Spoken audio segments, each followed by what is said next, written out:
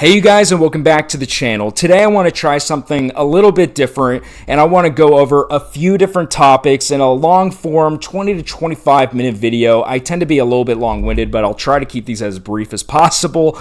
Where today I want to go over the weekend box office report, my review for the new movie Fly Me to the Moon, and then I want to share a little story about the worst theater going experience that I ever had. I feel like everybody's got one of those, so I thought about sharing mine today.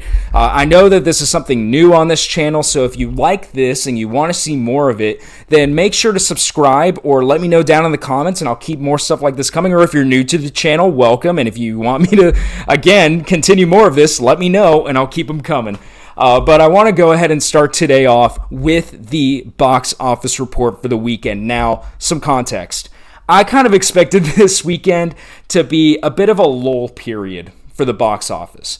We're in between two major summer blockbusters right now in Despicable Me 4 and Deadpool and Wolverine. Now, Deadpool and Wolverine, we all expect that to make a ton of money. I think it's going to make north of $250 million, where if you don't keep up with the box office report, that is like an absurdly large number, but all of the tracking figures have it being over 200 million at this point, and I feel like everybody is just clamoring to go see a superhero movie. We haven't gotten any, if at any, we haven't really gotten any of those this year. The first one that comes to mind is Madam Web. 2024, definitely a lull period for superhero movies, but I think a much needed break. But then, we have that, and we also just came off of Despicable Me 4, a big movie where you can take the entire family to go see it. It's already made a ton of money, like over $400 million.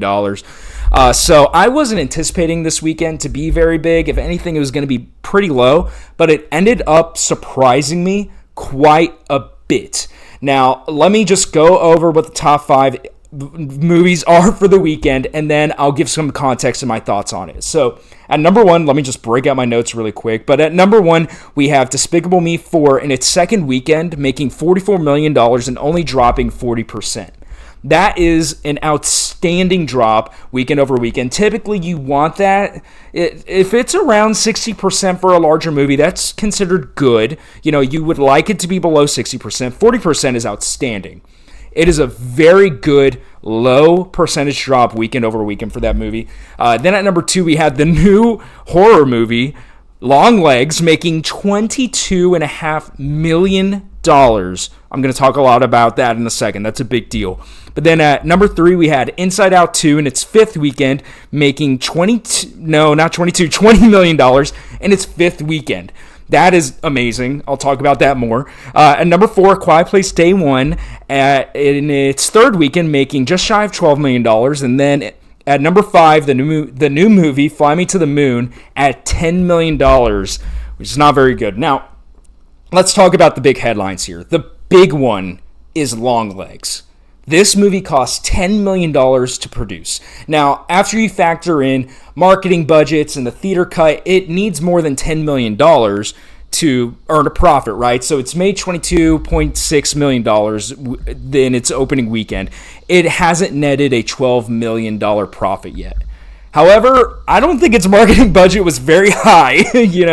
I would expect it to be in the green, not by $12 million, but it's definitely in the green at this point. And I can't emphasize this enough. You don't see this kind of opening for this sort of movie anymore.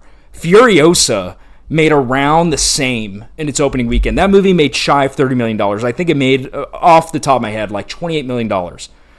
For this movie to only be $6 million shy of a huge movie like Furiosa that costs like $200 million to make, that's absolutely incredible, especially given this isn't even like a PG-13 slasher movie that's supposed to get teenagers in the audience. You just make them a bajillion dollars in your opening weekend, then nobody comes out and sees it again because it's bad. This is one of those small horror movies that has positive buzz around it, gets a lot of people talking about it, has good reviews, that just makes a lot of money. But even then, you expect a movie like this to make, like, on the top side, $10 million? If it made $10 million, it would also be considered a huge win for this movie. especially given the subject matter that it goes into. I have my review up on the channel, but it is a very, very disturbing movie in a lot of ways. It's excellent. It's a very good movie. Very well made. But for a movie like this to make $22.6 million is a huge win for the theaters that no one saw coming. No one, if they say they saw this coming, they're lying. Like, nobody saw this coming. And it's not even hinged on a big star, right? I know that Nicolas Cage is in the movie, but one, he wasn't featured in the marketing at all, basically at all. You never got a good look at him. I didn't even know he was in the movie until I saw Chris Stuckman's review where he talks about Nicolas Cage in it. But then two, people aren't exactly lining up at the gates to go see a new Nicolas Cage movie anymore. I love Nicolas Cage. I think he's an excellent actor. I really love a lot of the work that he's doing. That's not meant as a diss to him at all, but like, I'm just telling it how it is. When's the last time anybody went to go see a movie just because Nicolas Cage was in it? Right? You have The Unbearable Weight of Massive Talent, which is literally a Nicolas Cage movie. It's about his career. But that movie didn't even make that much money. For Longlegs to do as well as it did, it's not hinged on any star power. It is hinged on the reputation that the movie has forged, the reception of it, and audiences responding to that, and maybe even a hunger for more horror movies like this. So Longlegs overperforming is incredible. Now, the second thing I wanted to talk about with the box office report is Inside Out 2. A lot of people were saying that Pixar's dead, nobody's going to go see Pixar anymore. This movie is the fastest animated movie to reach $1 billion. And it's made almost $1.4 billion. It's in its fifth weekend, making $20 million. That's amazing. That is an excellent fifth weekend. And it kind of drives home what I've been thinking over the last few years, where it's not Pixar's fault that Pixar was not doing well the last several years. It's because their movies were being put on Disney+, right? Turning Red was a huge flop because it was put on Disney+. Of course it's going to lose money. Onward came on right whenever the pandemic started. Of course it wasn't going to make money. Lightyear, now that wasn't very good. Lightyear wasn't a good movie. I'll give you that. Or at least I didn't like it. And but also that was released on Disney Plus as well.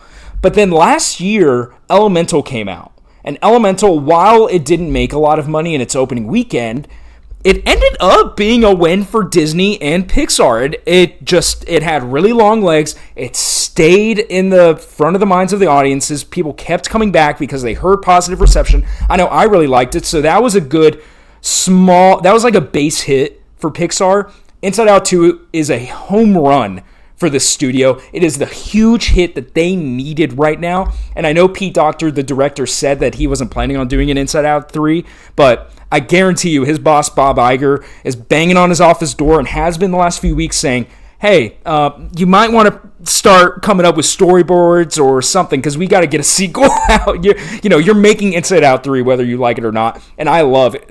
Inside Out 1 is my favorite animated movie of all time. Inside Out 2 is also a very good movie. I'm not complaining about Inside Out 3. But then, what else? Oh, yeah, Fly Me to the Moon. And this is going to segue into my review for the movie. $10 million. Atrocious opening. It's not good. It's not a good opening. Now, the movie itself, again, I'm going to get into my review for a moment.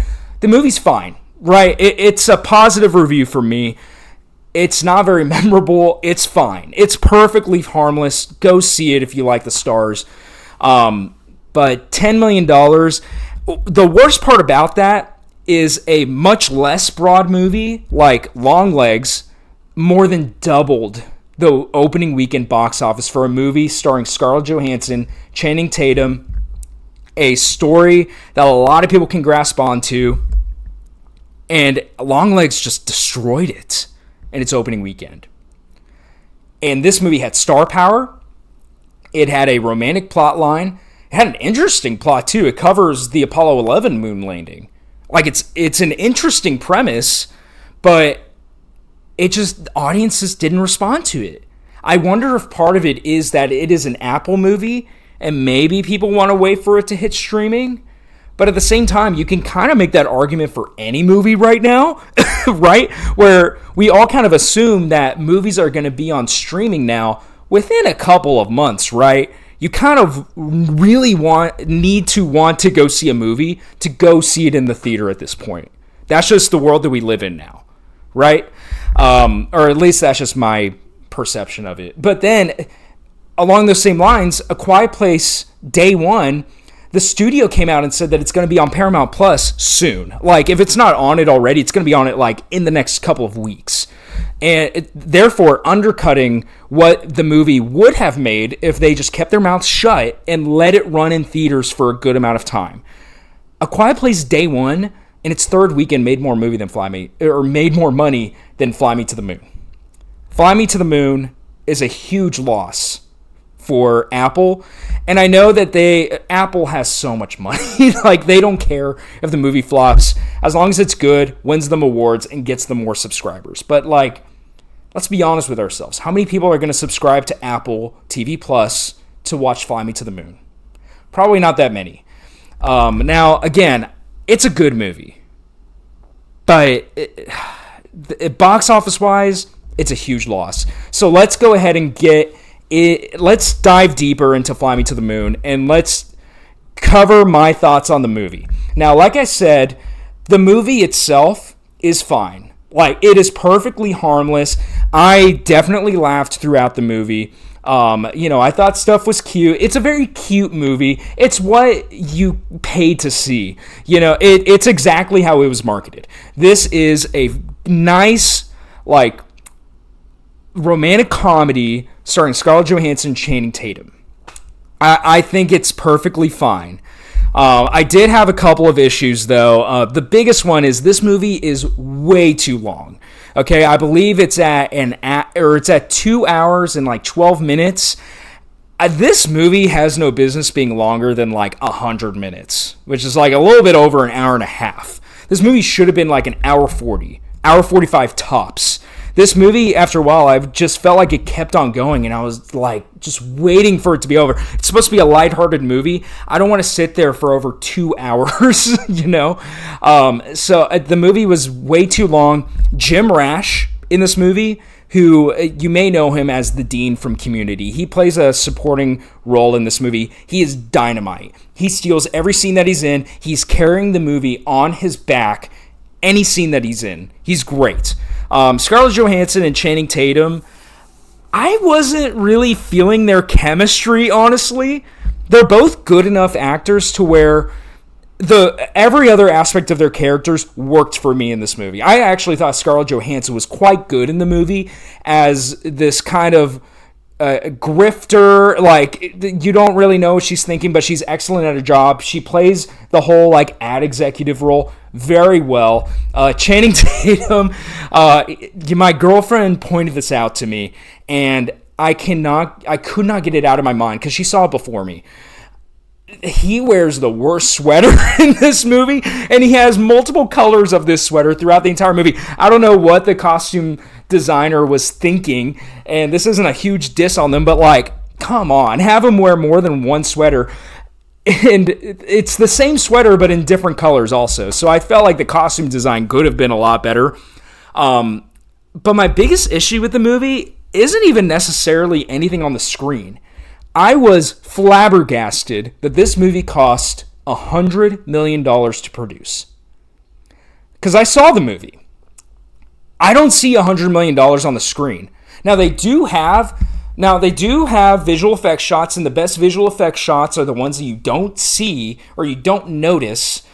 They do have some obvious visual effects shots, right? Like whenever they're shooting off the rocket, there's one shot in particular whenever Channing Tatum's kind of going through the line and, I don't know, editing. They like do a speed run of basically the construction of a rocket. And that's a shot where I can look at it and say, wow, that shot cost a lot of money. Was it worth it? I don't think so. But I have to believe that like at least 30% of that $100 million price tag went to Scarlett Johansson and Channing Tatum's paychecks, which I can't fault them for. If they were offered the money, like, who are they to say no to it, And plus, they've worked so much in their careers, they've earned that money at this point, right? They are big stars, but the movie only made $10 million in its opening weekend. So how valuable was it really to have Scarlett Johansson and Channing Tatum there, other than the fact that they're good actors and they're nice to look at, right? If it's a romantic comedy, you want to see two attractive people on the screen. I don't feel like I'm breaking the internet with that piece of groundbreaking news there for you. But again, I mean, their chemistry wasn't really there for me, or at least I wasn't feeling it. What other notes do I have? Sorry. Whenever I go uncut, like, I just keep forgetting stuff. Yeah, no, I mean, that's basically everything that I thought about the movie. I would be perfectly fine having this on in the background while I'm, doing chores on like a Sunday morning, right? Or, I mean, I have no problem recommending this to people because, again, it's harmless. It's a good romantic comedy. There's some good dramatic weight moments there with Channing Tatum's character. A few times where it goes a little bit over the top. And I don't know. The movie was fine. It was perfectly fine. And I can see why it flopped, honestly. Yeah, it was ho-hum. It was fine. But then, to round out this video, and I'm doing pretty good on time right now, I want to go over the worst theater-going experience that I have ever had.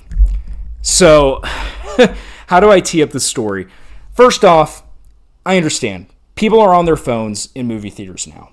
There's really nothing that we can do about it. I absolutely hate it. You will never catch me with my phone out in the middle of a movie. I think that it is super rude to the other patrons that paid to go see the movie. I think that it's a sign that you can't hold your attention span at one thing for 2 hours. Just like stop pulling out your phones during a movie. Everybody knows you shouldn't do it. Just don't do it. It's rude. It's rude. Okay? It's affecting your own experience, but if you don't care about your own experience, care about the other people around you, maybe. But teeing it up that way, I understand it's a part of life now. And my rationale behind it is, if there's a theater full of 100 people and one person pulls out their phone, 1% of people in the audience pulled out their phone. And that's a really good percentage, right? It's really low. The problem is, like anything in life, the very, very small minority starts... It makes a lot of noise, right? That one phone coming on, it affects everybody. So everybody walks away from the movie talking about the jerk that pulled out his phone in the middle of it and affected everybody's theater-going experience. But in reality, it's one person, right? It's not a lot of people, but all it takes is one person to ruin an entire theater's experience for a movie, right? So, last year, I went to go see this movie Priscilla, which, if you haven't heard about it, was the Sofia Coppola movie talking about Priscilla Presley and Elvis Presley's relationship from her perspective. It was a very good, reversal of Baz Luhrmann's Elvis movie that came out the year before. And I liked the movie. So I went to go see Priscilla on opening night, and it was, to my astonishment, a theater full of people, because this is a very small movie. So I'm assuming that these are all people that they love cinema. They love movies. They want to go see this small indie movie with Sofia Coppola directing, right? This is going to be a respectful audience. That was far from the truth. I sat down in my seat, and the guy to my left, basically within the first 5 minutes of the movie, pulled out his phone, and then the two people to my right started talking, right? And so at this point, if it's a phone thing, sometimes if I'm wearing a hoodie, I'll just put my hoodie up to where I can't see the phone. So that way it's like, I don't want to be confrontational, honestly, unless it gets horrible. So it's like, okay, it's not really affecting my experience that much. I wasn't wearing a hoodie that night, so it was in my peripheral. So after a couple minutes, I did ask the guy, I said, hey man, can you please put your phone away?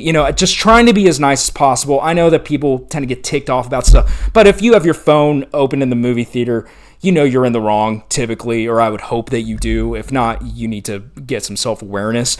But I politely asked him to put his phone away, and he obliged. He said, oh, yeah, so sorry. So we're good.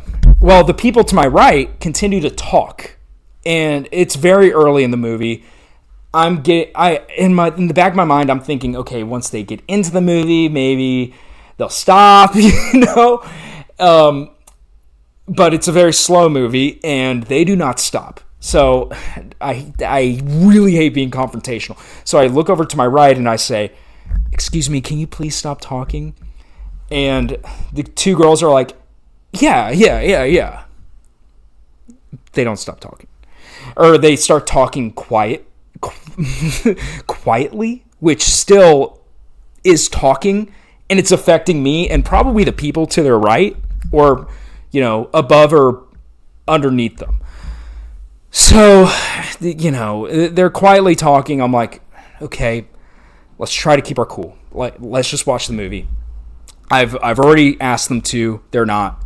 I don't know what else I can do for them. But then the people above me and the people below me in the theater also start talking. So it becomes an environment where I don't know what any of the people on the screen are saying because all of these people around me are talking. I've never had this happen in a theater before, where I'm getting bombarded on all sides of people talking, and this is pretty much a full theater. So we're probably 25 minutes into the movie at this point, and I'm not even really paying attention to anything on the screen because I'm just so ticked off at this point that people are talking, and especially the people to my right because I asked them not to. So I decide, okay, I need to either walk out or I need to change seats because I'm not watching the movie at this point. So I get up and I decide to get one of the neck breaker seats, right? I go up to the front where I know nobody is. And I take one of those seats because after a while I get immersed into the movie. I forget that I'm even in one of those seats. The people behind me start talking. And at that point, I'm like, you have to be kidding me. Everybody in this theater is talking. Or they're on their phones. I can't win. Luckily, after like a few minutes, they stop and they still have their comments here and there. But it's okay. It's not constant. I can get into the movie. I ended up finishing it. But I really thought I was going to walk out. We all deal with people talking. We all deal with people on their phones in the middle of a movie. But the amount of people that were doing it. Typically, I expect a couple of people to get on their phones or talk or whatever. But it was at least, 5 people behind me, 8, 10. It was at least 14 people that I had been sitting around talking. And then one guy on his phone who, to his credit, he took it away. Whenever I asked him to put it away, he put it away. I don't know if he opened it up after he noticed that I wasn't returning to the movie. But yeah, that's the worst theater going experience that I've ever had. Nothing super dramatic. There was one time actually where I think I was going to see Saltburn or something, where this guy opened up his phone at the very beginning of the movie, and this old man who did not care was like, "Put the phone away." And that was all that he needed to say. The phone did not come out the rest of the movie. I was like, man, to be an old man that does not care, that must be nice. But yeah, that's the worst theater going experience that I've ever had. I thought about sharing it today on the channel, but that's everything that I got for you guys today. Thank you so much for watching the video, and I look forward to seeing you next time. And subscribe if you want to see more. Bye, y'all.